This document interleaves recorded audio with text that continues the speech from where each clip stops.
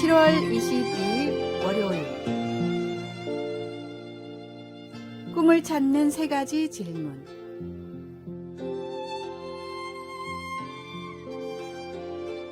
심리학자이자 정신의학과 전문의인 알렉산더 로이드 박사는 수많은 정신질환 환자를 상담하면서 치료에 가장 효과적인 세 가지 질문을 발견했습니다. 첫 번째는 지금 가장 원하는 것은 무엇인가? 라는 질문입니다. 많은 사람들은 이 질문에 돈이라고 대답합니다. 두 번째, 그 소원이 이루어지면 삶이 어떻게 변화될까요? 라고 물으면 환자들은 돈에 관한 문제들이 해결되고 여유로운 삶을 누리는 자신의 모습을 떠올립니다. 세 번째, 바뀐 삶을 살아가는 당신은 어떤 감정을 느끼고 있나요? 라는 마지막 질문에 답을 생각하던 환자들은 정말 바라던 것은 돈이 아니라 문제가 해결될 때 찾아오는 평안, 행복과 같은 감정들이라는 사실을 깨닫습니다. 평안과 행복을 얻기 위해 돈과 같은 물질적인 요소가 필요하지 않다는 사실도 깨달아 삶의 진정한 목적을 찾으려다 보니 생활에 활력이 생겼고 많은 정신질환들이 저절로 치유됐습니다. 인생에 부족하다고 여기는 것이 반드시 내게 필요한 것이 아닐 수 있습니다.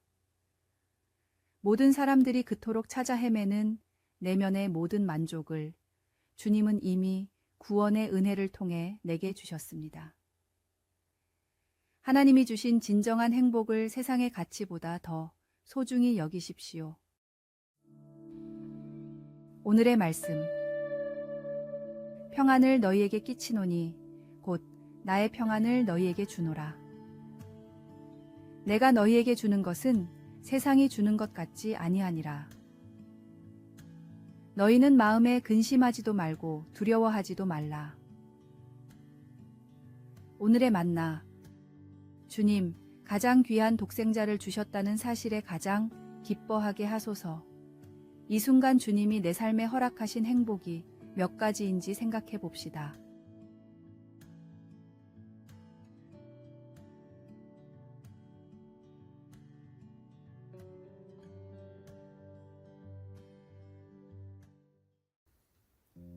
(7월 23일) 화요일. 그리스도의 자비를 베풀라.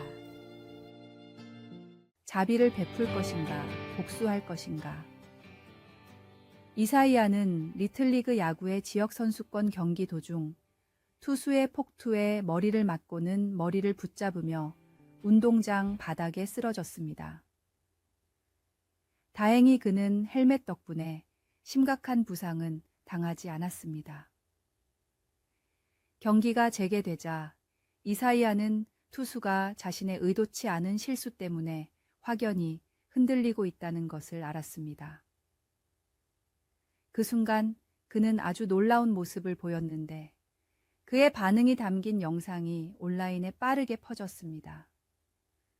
그는 투수에게 걸어가 위로의 포옹을 해주며 자신이 괜찮다는 것을 알려주었던 것입니다.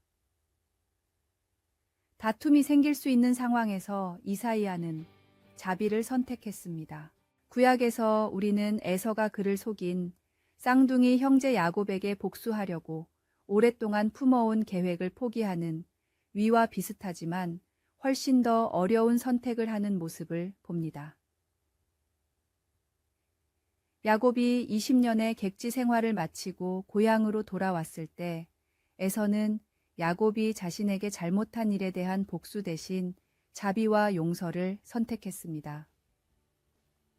에서는 야곱을 보자 달려와서 그를 맞이하여 안아 주었습니다. 에서는 야곱의 사과를 받아들이고 괜찮다고 알려주었습니다. 우리에게 저지른 잘못 때문에 누군가가 참회할 때 우리는 자비를 베풀든지 복수하든지 선택할 수 있습니다. 자비를 베풀며 그들을 감싸주기로 선택하는 것은 예수님의 본을 따르는 것이며 화해로 나아가는 길입니다. 잘못을 인정하고 난 후 자비를 경험해 본 적이 있습니까? 어떻게 다른 사람에게 자비를 베풀 수 있을까요? 말씀.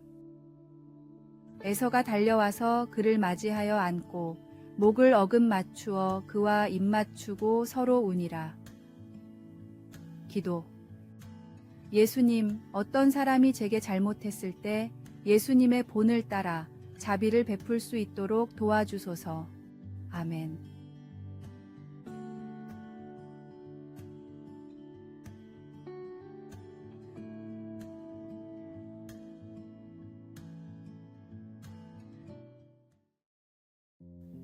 (7월 24일) 수요일 페이지 터너. 페이지 터너. 말 그대로 피아니스트가 연주하는 동안 악보를 조용히 넘겨주는 사람입니다. 터너는 피아니스트 왼쪽 뒤에서 조용히 자신의 역할을 수행합니다. 어쩌면 그들은 공연의 투명인간 같지만 페이지 터너 없이는 연주가 순조롭게 진행될 수 없습니다. 이런 페이지 터너의 역할을 생각하면 세례 요한의 이야기가 떠오릅니다. 성경에서 요한은 이렇게 말합니다. 신부를 취하는 자는 신랑이나 서서 신랑의 음성을 듣는 친구가 크게 기뻐하나니 나는 이러한 기쁨으로 충만하였노라. 요한은 예수님의 들러리 같은 존재였습니다. 결혼식에서 주인공이 빛나도록 모든 것을 준비하고 조용히 물러나듯이 말입니다. 이처럼 교회 연합을 생각할 때 우리 모두가 요한이나 페이지 터너처럼 겸손한 마음으로 서로를 돕고 하나 되어야 합니다. 각자의 교회를 넘어서 우리가 속한 크리스천 공동체 전체가 하나님의 사랑 안에서 함께 성장하고 빛날 수 있도록 말입니다. 그는 흥하여야 하겠고 나는 쇠하여야 하리라. 요한의 이 말은 우리 모두가 교회 연합을 통해 어떻게 행동해야 하는지를 잘 보여줍니다. 우리가 각자의 역할을 하면서도 모두가 하나님의 영광을 위해 함께 일할 때, 그때 비로소 우리는 진정한 의미의 공동체를 이루게 됩니다. 오늘의 말씀. 모든 겸손과 온유로 하고 오래 참음으로 사랑 가운데서 서로 용납하고 평안에 매는 줄로 성령이 하나 되게 하신 것을 힘써 지키라. 오늘의 만나. 우리가 함께 손잡고 하나님의 나라를 위해 걸어가는 모습, 그 자체가 이미 큰 기쁨이자 축복이 아닐까 싶습니다. 이렇게 우리 모두가 하나 되어 갈 때 교회는 더욱 풍성하고 아름다운 곳으로 거듭날 것입니다.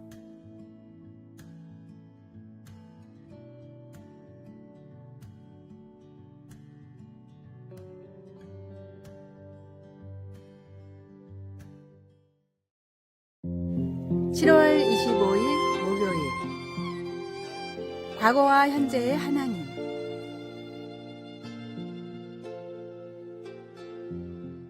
아이를 키우며 오랜 시간 동안 살던 곳을 떠나게 되면 언젠가는 그곳의 추억들을 떠올릴지 모릅니다.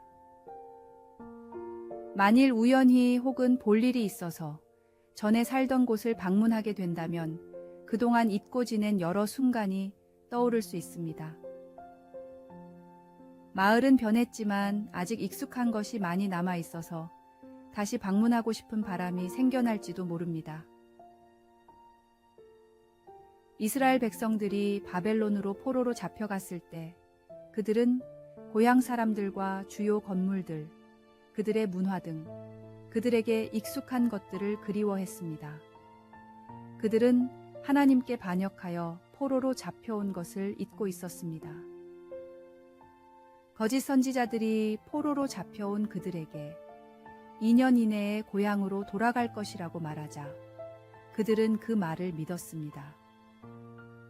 그들은 곧 고향으로 돌아갈 것이라고 약속하는 거짓 선지자들의 그럴듯한 말을 쉽게 받아들였습니다. 하나님은 거짓된 약속을 해대던 과거의 장사치 같은 선지자들을 자비롭게 대하지 않으시고 백성들에게 너희 중에 있는 선지자들에게와 점쟁이에게 미혹되지 말라고 말씀하셨습니다. 하나님은 자기 백성을 위해 그들에게 미래와 희망을 주겠다는 계획을 갖고 계셨습니다. 그들의 상황은 힘들고 어렵고 낯설었지만 하나님이 그들과 함께 하셨습니다. 하나님은 그들에게 너희가 온 마음으로 나를 구하면 나를 찾을 것이요 나를 만나리라고 말씀하셨습니다. 하나님은 그분의 때에 내가 너희를 포로된 중에서 다시 돌아오게 하겠다고 하셨습니다. 고향 생각은 우리 마음을 희롱하여 쉽게 예전 것을 갈망하게 만듭니다. 하지만 지금 하나님이 하시는 일을 놓치지 마십시오. 하나님은 그분의 약속을 반드시 이루십니다. 말씀. 여호와께서 이와 같이 말씀하시니라. 바벨론에서 70년이 차면 내가 너희를 돌보고 나의 선한 말을 너희에게 성취하여 너희를 이곳으로 돌아오게 하리라. 기도. 하나님 아버지, 계속해서 현재 속에서 하나님을 찾으며 과거를 갈망하지 않게 하소서. 아멘.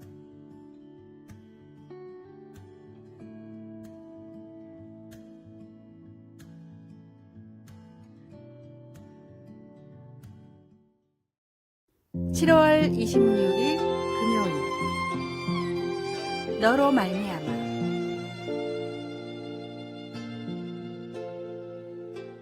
특별한 우정과 깊은 믿음이 있는 두 친구가 있었습니다. 하루는 한 친구가 기도하는 도중 하나님의 목소리를 들었습니다. 하나님께서는 이렇게 말씀하셨습니다. 내가 너에게 복을 줄 것이다. 그러나 너의 친구에게는 너보다 2배의 복을 주겠다. 이 말은 그의 친구가 자신보다 더 많은 복을 받게 될 것임을 의미했습니다. 기도하던 친구는 이 소식을 듣고 어떻게 반응해야 할지 고민에 빠졌습니다. 그는 결국 하나님의 뜻을 신뢰하기로 하고 자신뿐만 아니라 친구의 복도 진심으로 기뻐하기로 결심했습니다. 이 이야기는 아브라함의 사례와 유사합니다. 하나님은 아브라함에게 너로 인하여 지구상의 모든 민족이 복을 받게 될 것이다 라고 말씀하셨습니다. 하나님은 아브라함을 통해 큰 민족을 만들고 하늘의 별과 같이 바닷가의 모래처럼 수없이 많은 후손을 주겠다고 약속하셨습니다. 이 약속은 아브라함 혼자만의 복이 아니라 그를 통해 모든 민족에게 복을 가져다 줄 것임을 보여줍니다. 아브라함은 이 큰 책임에 대한 고민 끝에 하나님의 말씀을 따라 길을 나섰습니다. 우리가 하나님으로부터 받은 축복이나 재능은 개인의 것만이 아닙니다. 이는 우리가 다른 사람들과 나누어야 할 소중한 선물입니다. 하나님의 사랑과 축복을 이웃과 나눔으로써 우리는 진정한 기독교인으로서의 삶을 살아가게 됩니다. 이러한 정신은 여름 성경학교에서도 중요하게 다루어집니다. 여름 성경학교를 통해 우리는 받은 축복을 나누고 서로의 기쁨을 진심으로 축하하는 법을 배울 수 있는 소중한 시간을 갖게 됩니다. 또한 성령의 역사로 더욱 풍성한 공동체를 만들어갈 수 있습니다. 오늘의 말씀. 내 계명은 곧 내가 너희를 사랑한 것 같이 너희도 서로 사랑하라 하는 이것이니라. 사람이 친구를 위하여 자기 목숨을 버리면 이보다 더 큰 사랑이 없나니. 오늘의 만나. 자신이 받은 재능과 축복을 공동체와 나누어 모두가 함께 성장하고 풍성해지는 삶을 살아가십시오.